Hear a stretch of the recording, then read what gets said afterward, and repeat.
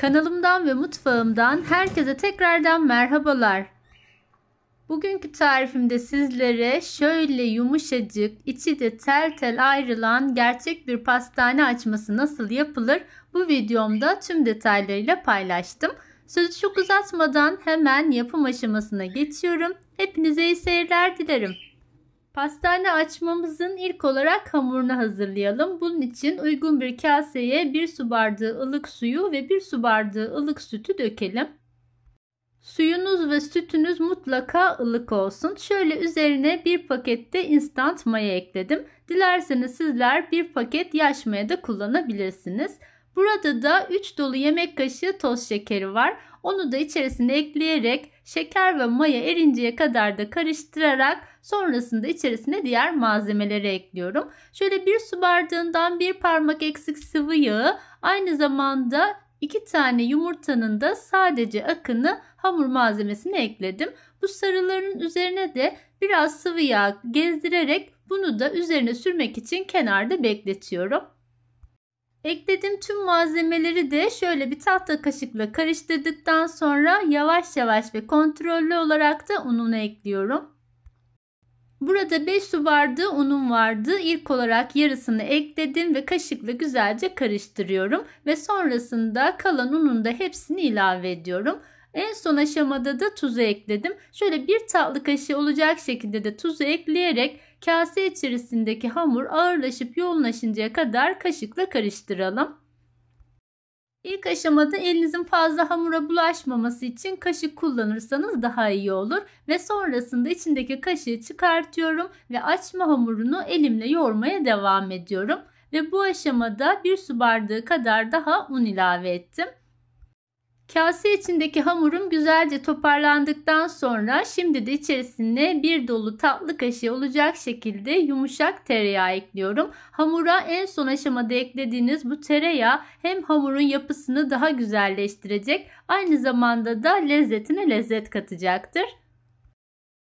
Açma ya da poğaça yaptığınızda mutlaka hamurunu güzelce yoğurmanız gerekiyor. En az 3-4 dakika boyunca özlü pürüzsüz bir hamur elde edinceye kadar yoğuralım. Ara ara dilerseniz elinizi de biraz sıvı yağ ile yağlayarak daha kolayca yoğurma işlemini gerçekleştirebilirsiniz. Açma hamur için toplamda 6 su bardağı kadar un kullanarak bu şekilde hafif ele yapışan yumuşak kıvamlı bir hamur elde ettim. Sizler de lütfen fazla un ekleyerek hamurunuzu sertleştirmeyin. Tezgahta en az 3 dakika boyunca yoğurmuş olduğum hamurumun kıvamı bu şekilde. Şimdi üzerini kapatacağım ve kenarda en az 45 dakika boyunca hamuru mayalandıracağım. Bu arada açma bezelerin üzerine gezdirmek için ben 1 dolu yemek kaşığı kadar tereyağı erittim. Tereyağını da eritip kenara alarak bu şekilde soğuttum.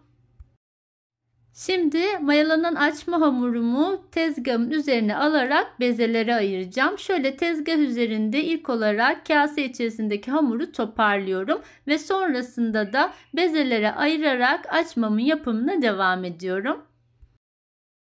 Sizin de gördüğünüz gibi uzun süre yoğrulan bir hamurun kıvamı da gayet güzel. Şekilden şekile giren yumuşacık bir hamur oldu. Şöyle gelişi güzel olacak şekilde ilk olarak bezelere ayırdım. Ve sonrasında da her birini ölçerek toplamda 100 gram ağırlığında 12 tane eşit beze yaptım.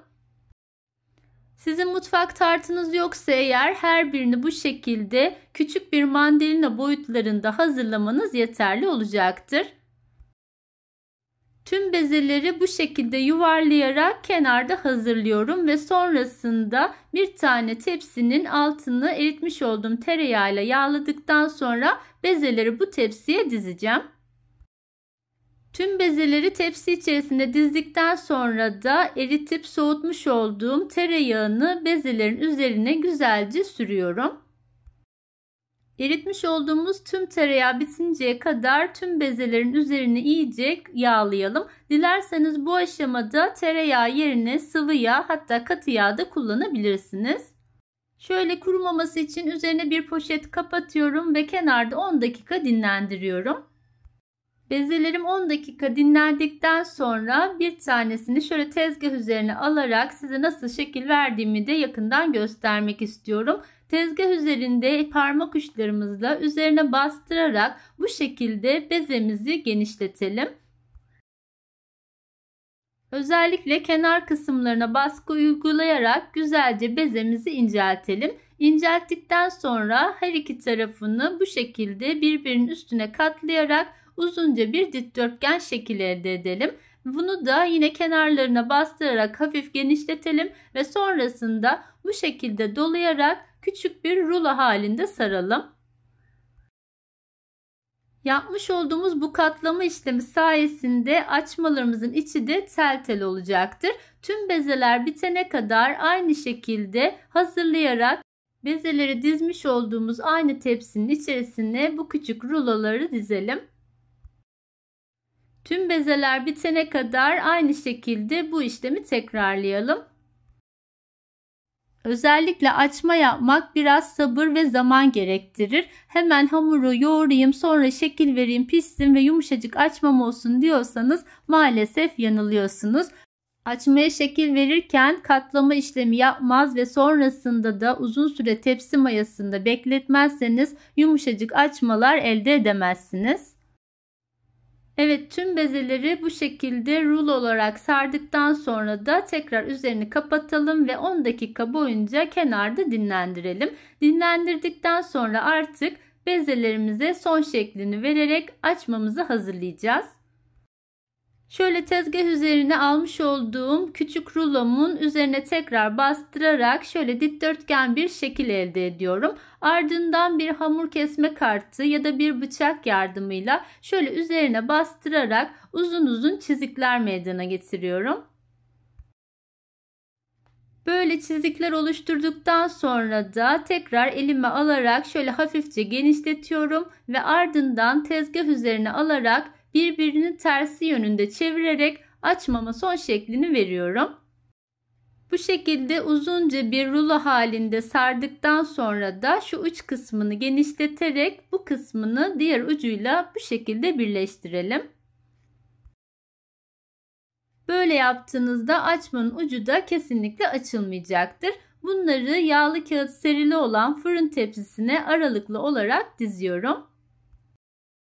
Şöyle kaçıranlar için de tekrar yakından göstermek istiyorum. Gördüğünüz gibi dinlenen hamurum kolaylıkla açılıyor. Şöyle üzerine hamur kesme kartıyla da baskılar yaparak bu şekilde derince çizikler meydana getiriyorum. Ama dikkat edelim, böyle çok da kesmeyelim hamuru. Ardından şöyle elimle alarak hafifçe uzatıyorum ve sonrasında tezgah üzerinde birbirinin tersi yönde çevirerek bu şekilde uzunca bir rulo haline getiriyorum. Bu şekilde uzun bir şerit halinde hazırladıktan sonra da uç kısmını elimle genişleterek diğer ucunu bunun içine yerleştirerek bu şekilde kapatıyorum. Evet, açmalarımın tamamına şekil verdim. Gördüğünüz gibi toplamda 12 tane açmam çıktı. Şöyle tekrar üzerine buzdolabı poşetini kapatıp bir tane mutfak örtüsüyle de örterek kenarda en az yarım saat kadar tepsi mayası yapalım. Açmalarınızın yumuşacık olması ve puf puf kabarması için tepsi mayası çok önemli. Gördüğünüz gibi benim de şekil verdiğim açmalarım çok güzel kabardı. Kenara almış olduğum yumurta sarımı bu aşamada güzelce karıştırıyorum ve açmaların böyle çok üzerine bastırmadan, havasını söndürmeden tüm yumurta sarısını açmaların üzerine sürüyorum. Açmalara yumurta sarısı sürerken de fırınımızı 180 derece alt üst ayarda, yani fansız olarak açalım ve 5 dakika boyunca ısıtalım. Açmaları önceden ısınmış olan fırın içerisinde pişireceğiz. Ben yumurta sarısı sürdükten sonra da üzerine biraz beyaz susam, haşhaş ve biraz da kavrulmuş susam gezdirdim. Sizler de nasıl arzu ediyorsanız o şekilde üzerini süsleyebilirsiniz. Açmalarımı önceden ısıtmış olduğum fırının orta rafına yerleştirdim ve gördüğünüz gibi ısınmış olan fırında da hemencik kabarmaya başladılar bile. Benim fırınımın ayarına göre açmalar toplamda 25 dakikada pişti. Mutlaka fansız olarak pişirin. Poğaça ve açma yaptığınızda fanlı ayarda pişirirseniz sertleşir ve kurur. Şöyle pişen açmalarımın son halini yakından da size göstererek artık fırından çıkarıyorum ve kenara alıyorum.